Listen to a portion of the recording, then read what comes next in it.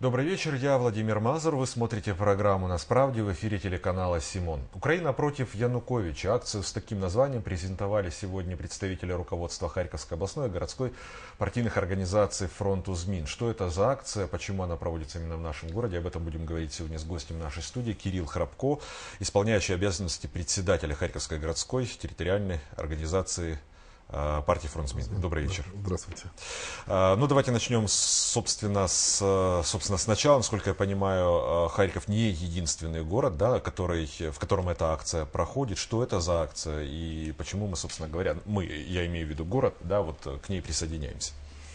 Акция «Украина против Януковича» стартовала 14 октября, то есть прошлой недели. Она стартовала по всей территории Украины, по всем областям Украины. Инициировала ее партия «Фронт ЗМИН». Почему мы ее инициировали? Ну, во-первых, 2 года правления нынешней власти и нынешнего президента. И тези, которые он обещал покращення життя вже сьогодні, он не обманул. Они действительно, життя покращилось. Проблема в том, что оно только исключительно для власть имущих и для него самого. Для остальных же людей случилось все с точностью да наоборот. Поэтому, если мы вспомним с вами, как все начиналось и как шли эти 2 года. Люди, к сожалению, им свойственно иногда что-то забывать, на чем-то не заострять внимание. Ну, как было? Первое. Была изменена Конституция. И права, которые получил президент нынешний, народ ему не давал. Народ избирал президента с учетом Конституции, которая была на тот момент. Сейчас он получил полную полноту власти. В его руках находятся и силовые ведомства, и спецслужбы, и Верховный Совет. Это вы имеете в виду вот эту отмену политреформы, которую провели сразу после избрания, да? Полностью, да, считайте, монархия. Следующее. Были проведены ряд так называемых реформ. Почему говорю так называемых? Потому что это горе-реформа, это какие-то попытки что-то у людей забрать, что-то в пользу государства, но в ущерб людям сделать. И в итоге к чему это пришло? Первое — это налоговый кодекс. Налоговый кодекс фактически убил средний, вы знаете, малый бизнес. Это статистика, и сейчас уже власть подтверждает это. Власть говорит: да, вы знаете, так получилось, что очень много людей оказались на улице. Следующее — это так называемая пенсионная реформа, которая свелась исключительно к поднятию пенсионного возраста и к тому, что у людей просто забрали 22 миллиарда гривен, которые им не доплатят в следующем году. Это мы говорим, основываясь уже на бюджете, который Кабмин подал в Верховную Раду. Следующее, то, что было навскидку, это Черноморский флот. То есть был на 25 лет президент отдал территорию Украины, не спросив у людей. Он просто принял такое решение волевое. И он отдал на какую-то эфемерную скидку на газ, которую люди, к сожалению, эту скидку не видят и не ощущают. Я не знаю, где эта скидка насчитывается и кто ее ощущает, эту скидку. Но, тем не менее, земля была передана другому государству. Следующее, это сейчас то, что планируют сделать земельную реформу. То есть они хотят просто лишить людей возможности распоряжаться своей землей. Сегодня всегда будет опять неудачный закон. Это, как всегда, будет опять движение в ущерб людям, но в пользу власть имущих, в пользу людей, которые и так обладают, и, извините, капиталы которых в разы увеличиваются за год. То есть люди нищают, а есть единицы, которые в разы увеличивают свой капитал. Поэтому мы приняли решение, что, наверное, хватит. И нужно сделать таким образом, чтобы люди смогли донести свою позицию президенту. А вот скажите, Кирилл, то, что, скажем, 12, если я не ошибаюсь, 12 октября был вынесен приговор Юлии Тимошенко, а 13 Арсений Яценюк проводит пресс-конференцию, на которой он объявляет о начале этой акции, 14 числа акция уже стартует. Ну, как по мне, в общем-то, где-то, наверное, очевидно, да, вот, может, я, конечно, не прав, если я не прав, поправьте. Это в связи, в том числе, с сроком Юлии Тимошенко?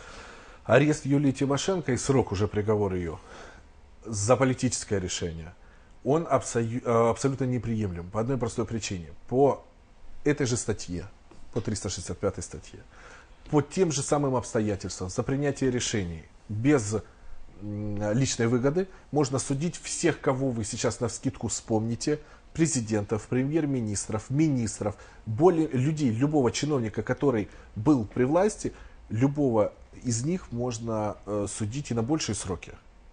Поэтому то, что сейчас делает Янукович, это он делает власть от страха, потому что они пытаются закрыть оппозицию в тюрьме. То же самое министр Луценко, вы знаете, что сейчас уже больше 13 или 14 свидетелей, которые они говорят, что нет, ни состава преступления нет, и они свои показания в прокуратуре, которые они давали, они не подтверждают, говорят, что это было дано все под давлением. То есть то, что власть сейчас пытается сделать с народом, то, что я перечислил, и с оппозицией, оппозиция, это, хочу вам напомнить, это представители того же народа, которых выбирают.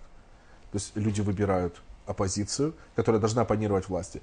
Но руководство этой оппозиции закрываются в тюрьмах с приговорами весьма сомнительными. Поэтому это в том числе фактор очень важный, который сработал тоже, безусловно.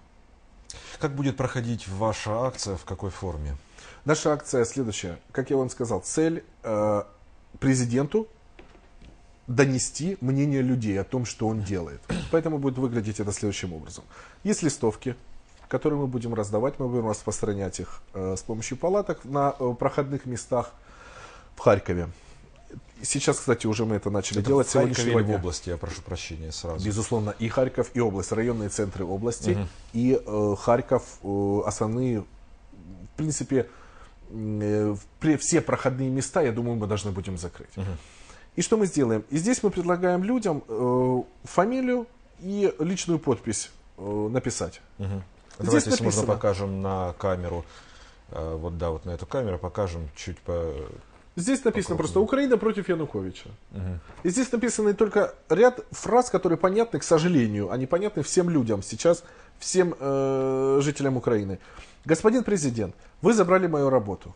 Мы обосновываем это. И говорю я, что налоговый кодекс, что пенсионная реформа, что сделала пенсионная реформа? Люди, которые должны сейчас были, женщины, уходить на пенсию, они должны освободить были студентам, а не молодым людям должны были освободить места свои, рабочие места.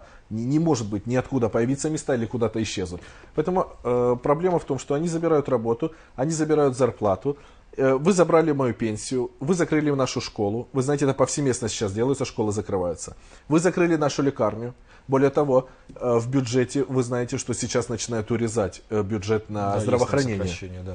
Вы забираете у меня землю, это я говорил о земельной реформе. Вы уничтожаете демократию. Мы говорим о представителях людей, которых нельзя делить.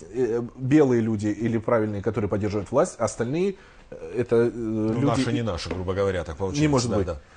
Да. Вы хотите забрать мое будущее. Если человек с этим согласен, он ставит свою подпись, фамилию, подпись ставит. А я вот сразу есть вопросы. Скажем, есть моменты, которые, наверное, для нашей области больше актуальны и меньше актуальны, как и для других областей. Я знаю, были громкие вопросы с закрытием школ, там, скажем, в Донбассе и так далее. У нас такого нет, собственно говоря, протестовать по большому счету нечего. Если я не согласен с там рядом пунктов, а с рядом, в общем, как бы еще могу поспорить, подписывать или нет. Во-первых, это ваше решение. Безусловно. Во-вторых, этого нет, потому что просто партия Фронтсмин как раз в том же Донецке подняла на максимально возможный уровень вопрос школы, по-моему, 111 номер, и не допустила закрытия его. Но мы не можем повсеместно, мы пытаемся повсеместно, мы не можем поднять вопрос на такой уровень и действительно отстоять. Это работает уже, это задача депутатов. Депутаты областных и городских советов, как раз они находятся в процессе, потому что к ним приходят люди, говорят, что происходит такая ситуация, закрывают школы либо больницы. Наши депутаты выезжают на место, пишут запрос, они пытаются разобраться, мы пытаемся отстоять на местах то, что есть. То, что мы увидели, это вершина айсберга по сравнению с тем, что действительно делается, и то, что происходит, и в каких масштабах это происходит по всей Украине. Да. Поэтому здесь, если вас это цепляет, если вы чувствуете, да, я такой-то, такой-то, Иванов Иван Иванович, я против того, что вы делаете, я против вас. Он ставит свою подпись. Все. А вот момент тоже интересный. Подпись, хорошо. Но есть люди, которые поставят свою подпись и поставят верную, да, свою фамилию, там имя, отчество. Но большинство ведь наверняка не захочет указывать. Ну, все знают, в какой стране живем-то, да? Не захотят указывать ни свои реальные инициалы, ни там, не знаю, адрес проживания, если он там есть, или еще что-то в этом роде. Первое. Это то, о чем я говорил. Это вы знищуете демократию, написано. Вы уничтожаете демократию в стране. То, что страх, и то, что действительно любой милиционер может просто на улице подойти к вам и забрать вас в райотдел и Вы знаете, 23 человека, если я не ошибаюсь, это только в этом году, кто погиб. Это люди погибли в милиции, находясь. Поэтому страх он есть, я это согласен с вами. Во-первых, мы, безусловно, не просим какие-то документы или паспортные данные. Человек считает нужным, он пишет и подписывает. Это первое. Второе, это не референдум. Это не начало предвыборной кампании. Это вот та точка, когда мы решили, что нужно просто людям дать возможность высказать свое мнение. Люди никто не слышит. Вот они могут только, вот это один из инструментов. Мы собираем сейчас, и динамика мы не ожидали. Сейчас по территории Украины, я вам говорил, что на прошлой неделе в пятницу стартовала по всей Украине. Сначала включила Центральная Украина, Западная, Днепропетровск. Динамика, с которой люди, мы опасались, мы думали, нужно писать реквизит, наверное, люди будут бояться. Нет, динамика сумасшедшая, мы не ожидали даже такую динамику, потому что люди действительно уже накипело, то, что называется. Ну, вы не зря, кстати говоря, привели, наверное, аналогии с референдумом. Были сборы подписей, собирались миллионы подписей, причем по всему, вот по протоколу, что называется, с паспортными данными и так далее. Несколько референдумов, если не ошибаюсь, вот они на стадии, собственно, собранных подписей и остались, да, то есть решения по ним нет. Какого решения вы ждете от президента или какой реакции президента вы ждете в том случае, если даже, скажем, там паспортных данных нет, вы соберете, там, не знаю, 2-3 миллиона, 5 миллионов или 10, не знаю сколько, вы каким-либо образом передадите их президенту. Что президент должен сделать? Смотрите, либо президенту действительно абсолютно все равно, либо он окружен людьми, которые ему пытаются донести ситуацию не совсем такой, какая она есть на самом деле.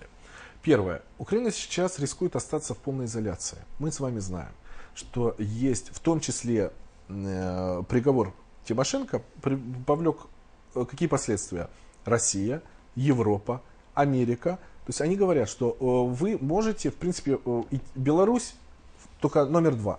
То есть вы можете повторить судьбу Белоруссии, полная изоляция и так далее. Да. Поэтому, если президент не слышит то, что ему говорят вокруг, то, что говорят состоявшиеся демократические государства, лидеры их, у нас есть надежда, что он должен услышать то, что говорят люди. И если мы соберем, как вы сказали, 3-5, я думаю, дай бог, это и должно быть и больше, мы соберем и скажем, вот отношение людей к вам. Ну, по большому-то счету, наверное, сторонники Януковича могут собрать столько же. Вот вы назвали акцию «Украина против Януковича». Если судить по электоральным данным, ну, Янукович, пожалуй, все равно пока остается политиком, да, вот по популярности номер 1 в нашей стране. Вот как с этим-то быть? Все равно, я вам скажу, не вся-то Украина против, да? Мы не говорим вся, но я думаю, что вся. Но, тем не менее, это будет там 3-5, какое-то количество миллионов раз. Во-вторых, доверие к президенту на рекордно низком уровне. Поддержка, она вызвана весьма сомнительными факторами. Например, то, что Восточная Украина поддерживает президента, потому что они считают, что если президент с Донецка, да, что он будет отстаивать их интересы, шахтеров и так далее. Это сейчас уже они сначала было удивление, состояние шока, теперь уже пошло отрицание. И вот это вот доверие, о котором я говорю к президенту, он теряет его. И многие люди не согласны с тем, что он делает. Поэтому я надеюсь, как безусловно надеется вся партия Фронт Змін и наш лидер Арсений Яценюк, мы скажем, вот, 3, 5, 10 миллионов, 20 миллионов людей они написали, им не нравится то, что вы делаете, они против вас. То есть это люди против Януковича. Это люди против того, что он делает. Это люди против, говоря о Януковиче, мы олицетворяем всю власть. Почему? Потому что как раз вся власть, мы это знаем, то, о чем я говорил, проведение изменения Конституции, она сейчас сосредоточена в одних руках. Поэтому он взял на себя эту ответственность. Очень мало политических лидеров, президентов в мире, которые готовы взять на себя такую ответственность. Как правило, вы знаете, все-таки, например, пример Америки, есть президент, да, полномочия его не маленькие, но есть Конгресс, есть оппозиционная партия, вы знаете. Точно так же во всем мире есть оппозиция всегда, и она оппозиция поддерживается. В любом случае с ней считается, по крайней мере. И как минимум, да. Извините, суд — это независимый орган. Вопрос последний. Будет, безусловно, конечно, интересно посмотреть на итоги вашей акции. И хотелось бы знать в этой связи, сколько она будет длиться, когда будет завершение и каким образом будет подсчет голосов, и когда будет объявлена итоговая цифра. Сейчас мы планируем акцию продлить до 15 декабря. Это первое. Второе. Режим подсчет голосов осуществляется каждый день. Потому что, как я вам сказал, по всей Украине, по всем областным центрам, по всем районным центрам всех областей идет сбор, раздача листовок. То есть один вид листовок, который я говорил, мы раздаем, а второй пишем подпись и человек, инициалы человека. И мы все время в режиме онлайн, мы собираем, сколько, например, мы знаем на каждый день, на конец дня, сколько собрано, сколько собрано, сколько собрано. Безусловно, не стоит никакой задачи собрать вот столько и остановиться. Разнарядки нет, конечно. Нет, конечно, нет. Наша задача дать возможность людям высказать свое отношение к тому, что делает власть, вот таким вот образом. Кирилл, Иначе спасибо, что были сегодня гостем нашей программы. Увы, время наше эфирное подошло к концу. Благодарю вас и благодарю вас за то, что смотрели нас сегодня. На этом все. До свидания, до следующих встреч. Спасибо. Всего Спасибо. доброго.